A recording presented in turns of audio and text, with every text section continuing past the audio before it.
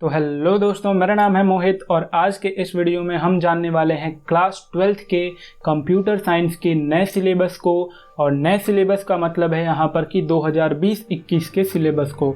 न सिर्फ हम यहाँ पर इस साल के सिलेबस को समझेंगे, बल्कि जो पिछले साल का सिलेबस था जो कि मैंने पढ़ा था और जो इस साल का सिलेबस है जो कि आप पढ़ने वाले हैं, उन दोनों को कंपेयर करेंगे और फिर एक कंक्लूजन निकालेंगे कि पिछले साल के सिलेबस से इस साल के सिलेबस में क्या डिफरेंस है। और इसी के साथ इस साल का जो सिलेबस था उसमें से जो चीज़ें डिलीट कर दी गई हैं वो आपके इस नए सिलेबस पे कितना इम्पैक्ट डालता है, क्या जो चीज़ें रिड्यूस की गई हैं वो टफ थी या फिर इजी थी, उससे आपको जो भी इम्पैक्ट पड़ने वाला है, इन सभी चीज़ों के बारे में हम यहाँ पर डिस्कस करने वाले हैं। लेकिन वीडियो को मैं स्टार्ट करूँ उससे पहले मैं आपको कहना चाहूँगा कि अगर आप इस चैनल पे बिल्कुल नए आए हैं और आप क्लास 11th या क्लास 12th में पढ़ते हैं तो आप एक बार चैनल को चेकआउट करें और अगर चैनल पसंद आता है तो सब्सक्राइब जरूर कर दें। जय महाकाल, जल्दी से जल्दी शेयर करिए, इसको शेयर करिए जल्दी से जल्दी। मैं एक दो विद्यार्थी के लिए नहीं आया तो बस है कसम खा के जय महाकाल, जय राधे राधे, जय श्री कृष्णा। तो इसी के साथ चलिए स्टार्ट करते हैं। जो प्री रिक्विसाइट्स हैं वो है हमारे पास कंप्यूटर साइंस क्लास 11th। हमें क्लास 11th का ज्ञान होना चाहिए। ये जो आउटकम्स हैं, ये जो आउटपुट है वो सीबीएसई हमसे एक्सपेक्ट करता है कि अगर कोई 12th का बच्चा इस सिलेबस को पढ़ता है तो उसके अंदर से ये सारी चीज़ें आउटपुट निकलनी चाहिए। अब आगे बढ़ते हैं और बात करते हैं डिस्ट्रीब्यूशन ऑफ मार्क्स की, यानी कि जो हमारा मार्क्स है वो कैसे डिस्ट्रीब्यूट होने वाला है। सबसे यहाँ पर जो इंटरेस्टिंग फैक्ट आता है कि अगर पिछले साल की मैं बात करूँ तो पिछले साल जो हमारे यूनिट नंबर्स थे वो यहाँ पर 4 थे, लेकिन इस बार महज 3 रह गए हैं। जो चौथा था वो था हमारा सोसाइटी लॉ एंड एथिक्स, जो कि यहाँ पर रिमूव कर दिया गया है। और वो जो यूनिट था वो पूरा 10 मार्क का था। तो ये काफ़ी इंटरेस्टिंग चीज़ लगी यहाँ पर मुझे कि एक यूनिट को ही हटा दिया गया है। अब अगर हम यहाँ पर बात करें डिफरेंट टाइप्स ऑफ यूनिट्स की, तो सबसे जो पहला यूनिट है वो है कंप्यूटेशनल थिंकिंग एंड प्रोग्रामिंग का, जो कि 40 मार्क का होने वाला है। 40 मार्क। तो इस बात से आप अंदाज़ा लगा सकते हैं कि इस साल का सिलेबस कितना इंटरेस्टिंग हो गया है, क्योंकि पाइथन का ये जो कंप्यूटेशनल थिंकिंग एंड प्रोग्रामिंग है ये बेसिकली पाइथन की जो चीज़ें हैं, जो पाइथन प्रोग्रामिंग है वो अब आपको 40 मार्क की आने वाली है। पिछले साल ये सिर्फ 30 मार्क की थी। और जो दूसरा यूनिट है कंप्यूटर नेटवर्क का, तो वो महज 10 नंबर का है, जबकि पिछले साल यही चीज़ 15 नंबर की थी। तो ये चीज़ भी काफ़ी इंटरेस्टिंग हो गई है, क्योंकि ये थोड़ा जो है वो काफ़ी टिपिकल यूनिट है। टिपिकल तो नहीं कह सकते, लेकिन ये है कि इसमें याद करने वाली चीज़ें बहुत ज़्यादा हैं। अगर आपको कंप्यूटर में इंटरेस्ट आता है तो आपके लिए ये चीज़ें नॉर्मल रहेंगी, राइट। लेकिन बाकी अगर किसी को याद करने में प्रॉब्लम आती है तो उसके लिए काफ़ी मुश्किल हो जाता है। और इसी के साथ जो हमारा थर्ड यूनिट है डेटाबेस मैनेजमेंट, पिछले साल था वो सिर्फ 15 मार्क का था, लेकिन इस साल 20 मार्क का हो गया। यानी कि उन्होंने कंप्यूटर नेटवर्क से 5 मार्क माइनस करके डेटाबेस मैनेजमेंट में ऐड कर दिए, और जो सोसाइटी लॉ एंड एथिक्स वाला था उस चीज़ को हटा करके उन्होंने कंप्यूटेशनल थिंकिंग एंड प्रोग्रामिंग में ऐड कर दिया। और इस हिसाब से जो हमारा टोटल मार्क्स होता है वो है 70 मार्क्स। अब चलिए एक एक करके इन सभी यूनिट्स को डिस्कस कर लेते हैं कि इन सभी यूनिट्स में हमें क्या क्या चीज़ें पढ़नी है। तो जो सबसे पहला यूनिट है वो है हमारा unit 1 computational thinking and programming 2। ये 2 का मतलब कुछ और नहीं है, क्योंकि हम क्लास 12th में हैं इसलिए ये सेकंड है। और इसी के साथ क्लास 11th का जो था वो कंप्यूटेशनल थिंकिंग एंड प्रोग्रामिंग 1 था, तो इस 2 का मतलब कुछ खास नहीं है। ओके। इसी के साथ हमें इस यूनिट में revision of the basics of Python covered in class 11th पढ़ा हुआ होना चाहिए, जो कि हम खुद स्टार्ट करने वाले हैं। जब हम स्टार्ट करेंगे क्लास 12th के सिलेबस को तो हम भी क्लास 11th के रिवीजन से ही स्टार्ट करने वाले हैं। इसी के साथ फंक्शंस क्या होते हैं, ये एक हमारा चैप्टर है, काफ़ी इंपॉर्टेंट चैप्टर है, और मैं ऐसा एक्सपेक्ट कर रहा हूँ कि इस चैप्टर से कम 10 मार्क के क्वेश्चन तो आने चाहिए। ये मैं आपको बताऊंगा क्यों 10 मार्क के क्यों आने चाहिए, 40 में से सीधे 10 क्यों बोला मैंने, ठीक है। ये अभी आपको इसका अंदाज़ा लग जाएगा।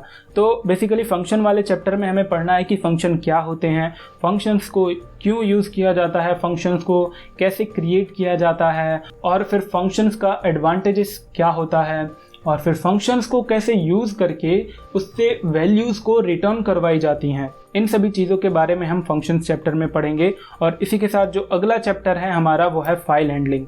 फाइल हैंडलिंग बेसिकली जो फाइल्स होते हैं, need for a data file, types of file. Types of file में हमारे पास 3 टाइप की फाइल्स होती हैं। पहली है टेक्स्ट फाइल, दूसरी है बाइनरी फाइल और तीसरी है CSV यानी कि कॉमा सेपरेटेड वैल्यूज़ फाइल्स। तो हम इस चैप्टर में बेसिकली इन तीनों टाइप्स के फाइल्स को ही पढ़ने वाले हैं।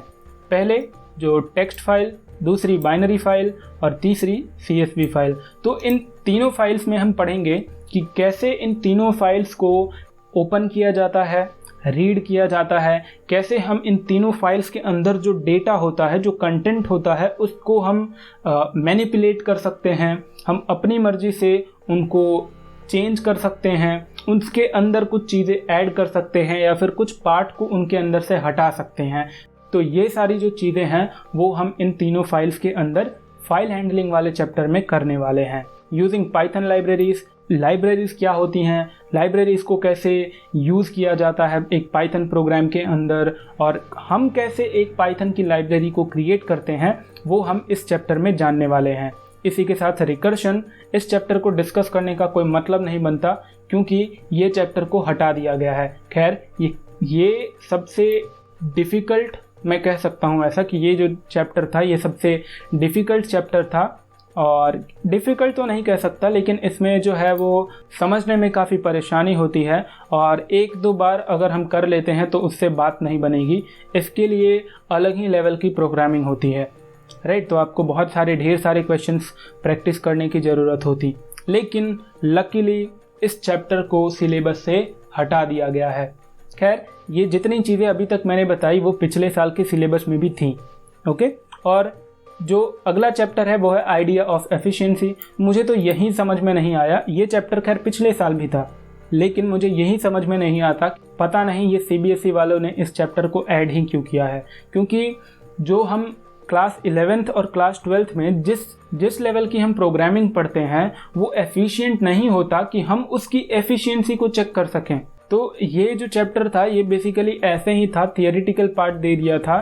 ये जो चैप्टर है आइडिया ऑफ एफिशिएंसी, ये बेसिकली किसी एक प्रोग्राम की टाइम कॉम्प्लेक्सिटी को निकालने में यूज़ किया जाता है। अब यहाँ पर टाइम कॉम्प्लेक्सिटी का मतलब है कि जो हमारा प्रोग्राम है वो रन होने में कितना टाइम ले रहा है, उसकी जो प्रोसेसिंग हो रही है वो कितने टाइम में कंप्लीट हो रही है, क्या जो हमने प्रोग्राम बनाया वो कहीं लेट लतीफ़ तो नहीं। ये सारी चीज़ें यानी कि उसकी एफिशिएंसी को चेक करने के लिए उन सभी चीज़ों के बारे में हमें यहाँ पर इस चैप्टर में बताया जाता है, जो कि लकीली फिर से हम लकी हैं कि इस चैप्टर को भी हटा दिया गया है। और जो सबसे इंटरेस्टिंग चैप्टर होने वाला है वो है डेटा स्ट्रक्चर्स, जो कि काफ़ी इम्पॉर्टेंट है। आपको यहाँ पर दिया गया है कि list as covered in class 11th, इसी के साथ स्टैक जो कि एक डेटा स्ट्रक्चर है और क्यू जो कि एक दूसरा डेटा स्ट्रक्चर है। ये दोनों 2 टाइप के डेटा स्ट्रक्चर हैं। ये चैप्टर जब हम स्टार्ट करेंगे तब हमें अच्छे से क्लियर हो जाएगा, तब हम वहाँ पे सीखेंगे कि डेटा स्ट्रक्चर क्या होता है, स्टैक क्या होता है, क्यू क्या होता है, स्टैक और क्यू के जो डिफरेंट टाइप ऑफ ऑपरेशंस होते हैं। स्टैक को अगर हम अभी के लिए समझें तो ये एक डेटाबेस टाइप का होता है, राइट। उसके अंदर हम एलिमेंट्स को ऐड करते हैं और फिर डिलीट करते हैं, और फिर इन ऑपरेशंस को कैसे परफॉर्म करते हैं वो हम इस चैप्टर में पढ़ने वाले हैं। अब बात करते हैं दूसरे यूनिट की, जो कि है unit 2 computer networks. Computer network basically एक ऐसा चैप्टर है जिसमें आपको सिर्फ याद रखना होगा, लेकिन अगर आप चाहें तो इन चीज़ों को समझ सकते हैं, और अगर आपकी अंग्रेजी बहुत अच्छी है तो आप अपनी लैंग्वेज में इन चीज़ों को लिख सकते हैं। सबसे पहले हमें इवोल्यूशन ऑफ नेटवर्किंग पढ़नी है, यानी कि नेटवर्क का इवोल्यूशन। ये ARPANET जो दिया है ये इंटरनेट का इनिशियल स्टेज था। इसी के साथ हमें इंटरनेट के बारे में पढ़ना है, interspace, different ways of sending data across the network with reference to switching techniques यानी कि राउटर्स। जो दूसरा है data communication terminologies, concept of channel, bandwidth, hertz, kilohertz, millihertz, इन सब के बारे में तो आप जानते ही होंगे ना। और डेटा ट्रांसफ़र रेट जो कि है BPS, KBPS, MBPS, GBPS और TBPS। बाइट पर सेकेंड, किलोबाइट पर सेकेंड, मेगाबाइट पर सेकेंड, गीगाबाइट पर सेकेंड और टेराबाइट पर सेकेंड। ओके, इन सभी चीज़ों के बारे में मोस्ट ऑफ चीज़ें जो है इसमें वो हम जानते हैं, क्योंकि हमारे मोबाइल की स्पीड जो है, जो इंटरनेट की हमारी स्पीड आती है वो 1 Mbps तो लगभग आ ही जाती होगी। आई होप कि आप समझ गए होंगे कि हम किस बारे में बात कर रहे हैं। अब जो दूसरा है वो है ट्रांसमिशन मीडिया। अब जो हम सिग्नल्स जनरेट करते हैं उन सिग्नल्स को कैसे ट्रांसमिट किया जाए। अगर इसी के साथ हम आगे बढ़ें, बात करते हैं नेटवर्क डिवाइसेस की, तो modem, RJ45 connector, ethernet card, router, switch, gateway, wifi card, इन सब के बारे में जानने वाले हैं। और नेटवर्क टोपोलॉजीज एंड टाइप्स यानी कि बस, स्टार, ट्री, लैन, पैन, वैन, मैन, इन सब के बारे में जानने वाले हैं। अब टोपोलॉजी का मतलब होता है कि जो हमारा नेटवर्क है वो किस पैटर्न में, किस शेप में कनेक्टेड है, तो उन सभी चीज़ों के बारे में हम यहाँ पर जानने वाले हैं। अब इन पैटर्न्स और शेप्स का भी एक अलग मतलब होता है जो कि हम वो चैप्टर जब पढ़ेंगे तो हमें वहाँ पर अच्छे से क्लियर हो जाएगा। अब बात करते हैं नेटवर्क प्रोटोकॉल की। तो जब भी हम किसी नेटवर्क पे होते हैं तो हमें कुछ प्रोटोकॉल्स, यानी कि प्रोटोकॉल्स का मतलब है यहाँ पर कि रूल्स, सेट ऑफ रूल्स जो कि हमें फॉलो करने होते हैं, जैसे कि TCP/IP, फाइल ट्रांसफ़र प्रोटोकॉल, और PPP, HTTP, SMTP यानी कि simple mail transfer protocol, POP3, remote login, internet wireless mobile communication protocol such as GSM, GPRS। तो इन सभी प्रोटोकॉल्स के बारे में हम उस चैप्टर में डिटेल में पढ़ेंगे। यहाँ पर सिर्फ इतना ही छोड़ते हैं। Mobile telecommunication technologies 1G, 2G, 3G, 4G, 5G और मोबाइल प्रोसेसर्स के बारे में जानने वाले हैं। हम ये भी जानेंगे कि जब हम इलेक्ट्रॉनिकली यानी कि ऑनलाइन जब हम किसी को मेल सेंड करते हैं या किसी से चैट करते हैं या किसी से वीडियो चैट करते हैं यानी कि वीडियो कॉन्फ्रेंसिंग करते हैं या फिर वीडियो कॉल करते हैं, तो उस टाइम जो प्रोटोकॉल्स यूज़ होते हैं वो क्या होते हैं, वो टेक्नोलॉजी जो है वो कैसे काम करती है, उस सब के बारे में हम जानने वाले हैं। इसी के साथ जो नेटवर्क सिक्योरिटी कॉन्सेप्ट्स हैं जैसे कि threats, prevention from viruses, worms, Trojan horse, spams, use of cookies, protection using firewall, HTTPS क्या होता है, इन सब के बारे में हम जानने वाले हैं। इसी के साथ जो इंडियन IT एक्ट है जो कि 2005 में बनाया गया था, हम उसके बारे में भी जानेंगे। Cyber law, cyber crimes, IPR यानी कि इंटेलेक्चुअल प्रॉपर्टी राइट इशूज़ और हैकिंग के बारे में भी हम डीप में वहाँ पर उस चैप्टर में जानेंगे। खैर, ये जो चीज़ें हैं, ये इतना पार्ट ये सोसाइटी लॉ एंड एथिक्स का पार्ट है, लेकिन इस बार पता नहीं इनको क्या हुआ कि इन्होंने कंप्यूटर नेटवर्क्स वाले पार्ट में ही इन्होंने ऐड कर दिया। खैर, हम आगे बढ़ते हैं और इंट्रोडक्शन टू वेब सर्विसेज में हमारे पास www यानी कि world wide web, HTML, XML, hyper text transfer protocol, domain names क्या होते हैं, URL यानी कि यूनिफॉर्म रिसोर्स लोकेटर, ये बेसिकली जो किसी भी वेबसाइट का एड्रेस होता है जिसे हम URL कहते हैं। वेबसाइट क्या होता है, वेब ब्राउज़र क्या होता है, वेब सर्वर्स क्या होते हैं, web hosting, web scripting, client side, server side और वेब 2.0 फॉर सोशल नेटवर्किंग के बारे में भी हमें जानना है। और इसी के साथ जब हम ऑनलाइन किसी चीज़ की ख़रीदारी करते हैं तो जो हम पेमेंट करते हैं वो पेमेंट कैसे प्रोसेस होता है और उस टाइम जो प्रोटोकॉल्स फॉलो होते हैं वो क्या होते हैं, ये पेमेंट वाला जो सिस्टम है वो कैसे काम करता है, उसके बारे में भी हम जानने वाले हैं। अब बढ़ते हैं थर्ड यूनिट की ओर जो कि है डेटाबेस मैनेजमेंट। तो डेटाबेस के कुछ कॉन्सेप्ट्स जो कि हम क्लास 11th में पढ़ चुके हैं। इसी के साथ जो रिलेशनल डेटा मॉडल है जिसमें कि हमने concept of domain, relation, tuple, attribute, degree, cardinality की, प्राइमरी की, कैंडिडेट की, अल्टरनेट की एंड फॉरेन की के बारे में हमने 11th में ही पढ़ लिया था। लेकिन हम वहाँ पर उस चीज़ को भी जब हम ये डेटाबेस मैनेजमेंट स्टार्ट करेंगे तो हम वहाँ पर भी इस चैप्टर को रिवाइज कर लेंगे। इसी के साथ जो हमारा प्रोग्रामिंग लैंग्वेज है इसमें डेटाबेस का वो है SQL यानी कि स्ट्रक्चर्ड क्वेरी लैंग्वेज।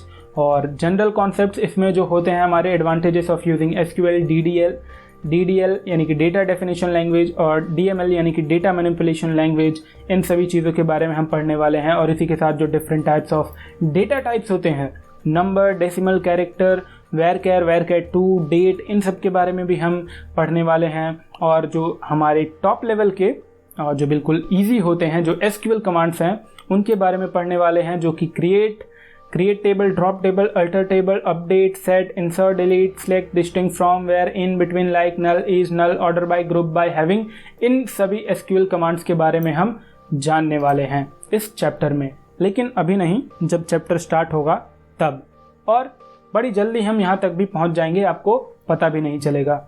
अब SQL फंक्शंस की बात करते हैं। SQL फंक्शंस में हमारे पास बेसिकली सम जो कि दो डेटा को ऐड करता है, एवरेज जो कि एवरेज निकाल के देता है हमें, काउंट जो कि किसी पर्टिकुलर डेटा को काउंट कर देता है, मैक्स यानी कि हमारे पास ढेर सारे डेटा है तो उस ढेर सारे डेटा में जो मैक्सिमम वैल्यू होगी वो हमें रिटर्न कर देगा, और मिन यानी कि मिनिमम वैल्यू को रिटर्न कर देगा। और इसी के साथ जो इस साल जो 12th में हम नई चीज़ पढ़ते हैं वो है ज्वाइंट्स, इक्वी ज्वाइन और नेचुरल ज्वाइन, जो कि हम वहाँ पर जानेंगे कि ये ज्वाइंट्स क्या होते हैं और इसे क्यों यूज़ किया जाता है डेटाबेस मैनेजमेंट सिस्टम में। अब जो सबसे इंटरेस्टिंग चैप्टर है वो है interface of Python with an SQL database, जो कि काफ़ी इंटरेस्टिंग होने वाला है, जिसमें कि हम पाइथन के इंटरफेस को यूज़ करेंगे एसक्यूएल के डेटाबेस के साथ कनेक्ट करने के लिए। हम यहाँ से पाइथन का कोड लिखेंगे और एसक्यूएल डेटा को वहाँ से डेटा को रिट्रीव करेंगे।